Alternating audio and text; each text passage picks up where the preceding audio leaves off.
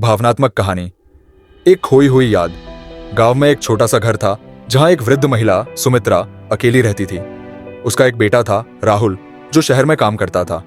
सुमित्रा हर दिन अपनी पुरानी यादों में खोई रहती, अपने बेटे के लौटने का इंतजार करती। एक दिन राहुल की शादी तय हुई। सुमित्रा ने खुशी से अपना घर सजाया, लेकिन साथ ही उसे यह भी महसूस हुआ कि उसका बेटा अब उसके साथ नहीं रहेगा। शादी के दिन जब राहुल अपनी पत्नी के साथ घर आया, सुमित्रा ने देखा कि उसका बेटा कितना खुश था, लेकिन उसकी आंखों में एक दर्द भी था। शादी के बाद राहुल धीरे धीरे अपने नए जीवन में व्यस्त हो गया। सुमित्रा अकेली महसूस करने लगी। उसने राहुल को फोन किया, लेकिन वह हमेशा काम में व्यस्त रहता।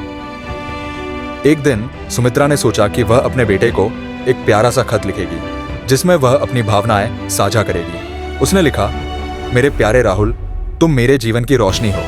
तुम्हारे बिना मेरा घर सुनसान लगता है। मुझे तुम्हारी याद बहुत आती है। सुमित्रा ने वह खत पोस्ट किया, लेकिन उसे यह नहीं पता था कि उसके बेटे को खत पहुंचने में समय लगेगा। कुछ हफ्तों बाद राहुल को खत मिला। वह पढ़ते पढ़ते भावुक हो गया। उसे अपनी माँ की चिंता और अकेलेपन का एहसास हुआ। उसने तुरंत अपनी माँ को फोन किया और कहा, माँ, मैं जल्दी आऊँगा। जब राहुल सुमित्रा के पास आया तो उसकी आंखों में आंसू थे। उसने माँ को गले लगाते हुए कहा, माँ, मैं आपसे कभी दूर नहीं जाना चाहता। आप मेरी प्राथमिकता है। सुमित्रा की आंखों में खुशी के आंसू थे। उन्होंने महसूस किया कि प्यार कभी कम नहीं होता, बस उसे समझने की जरूरत होती है। उस दिन के बाद राहुल ने हर हफ्ते अपनी माँ से मिलने का वादा किया।